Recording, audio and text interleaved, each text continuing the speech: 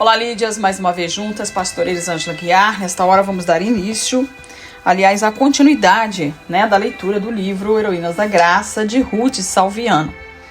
A partir da página 51, nós vamos conhecer a história de Matilde de Magdeburgo, que se passa nos anos de 1210 a 1282, com o subtítulo Ela temia Deus quando se calava. E a história dessa mulher que tinha uma comunhão com Deus se passa dessa forma. Nos séculos 12 e 13, viram o nascimento de um dos movimentos religiosos mais originais e controversos da Europa medieval, o das beguinas místicas, mulheres humanitárias que se agrupavam em uma vida de comunhão com Deus e assistência aos necessitados. As palavras daquelas místicas confirmaram uma notável cultura literária e grande bagagem teológica, ou seja, elas eram estudiosas e conhecedoras das Escrituras, da Palavra de Deus, porque elas foram visitadas pela graça a fim de difundir a verdade divina. Aquelas cristãs providas de forte consciência, como eleitas de Deus, sentiram-se privilegiadas e validadas, e foram ouvidas, ousadas no discurso e na escrita. Entre as suas fileiras encontravam-se as místicas mais famosas da cristandade. Entre elas, Matilde de Magdeburgo, que escreveu para a posteridade textos preciosos de louvor ao amor divino. Matilde nasceu em uma família rica da Saxônia e recebeu uma educação requintada. Com apenas 12 anos, teve as primeiras visões místicas que a levaram a abandonar a família e a juntar-se às beguinas, com as quais conviveu por 40 anos. Quando resolveu divulgar as suas visões, poesia e narrativa se fundiram em um belo livro, no qual figuras alegóricas como amor, a alma e fidelidade expressavam sua relação mística com Deus, com a referência de Cântico dos Cânticos.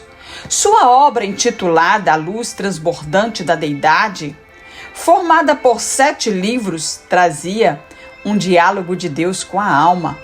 Alertada de que ele seria queimado, afirmou ouvir a voz divina lhe dizer que ninguém poderia destruir a verdade. A intrépida beguina também denunciou clérigos imorais e políticos como bodes e fariseus e enviou seu livro a muitos homens da igreja. A divulgação das visões fez com que Matilde fosse criticada por suas companheiras beguinas. Ela declarou que temia a Deus quando se calava, mas, quando escrevia, temia os homens que não a entendiam. Criticada por escrever na língua do povo, ou seja, o baixo alemão, ou também um alemão com menos riqueza de palavras, e por suas denúncias, Matilde foi perseguida, refugiando-se em 1770 no convento de Elfta. Ela passou seus últimos anos inspirando mulheres a se tornarem místicas importantes no cristianismo, o que transformou o local em um dos mais famosos centros de misticismo feminino medieval. Obedecendo a Deus. Então Pedro e os demais apóstolos afirmaram: é mais importante obedecer a Deus do que aos homens. Atos 5, 29. As pessoas revestidas de autoridade são dignas de obediência. Porém, a palavra enfatiza que elas devem considerar, em primeiro lugar, quais são os seus deveres para com Deus e não agir como se não tivessem sujeitas a nenhuma lei. Acima da nossa lealdade aos pais, grupos sociais, partidos políticos ou igreja, está a lealdade a Deus e a sua palavra. Nunca devemos considerar em relação às nossas convicções, condescender, esquecer-se ou abrir mão. Muitas das vezes nos calamos por medo de receber críticas, porém, sabemos que devemos obedecer a Deus, mesmo sendo humilhados ou desconsiderados, como Matilde. Querida mulher cristã, não é fácil ser profetisa de Deus. As pessoas não recebem bem as palavras de admoestação que as forcem a olhar criticamente para si. Por isso, precisamos saber praticar o que a palavra de Deus nos ensina e ser mais importante.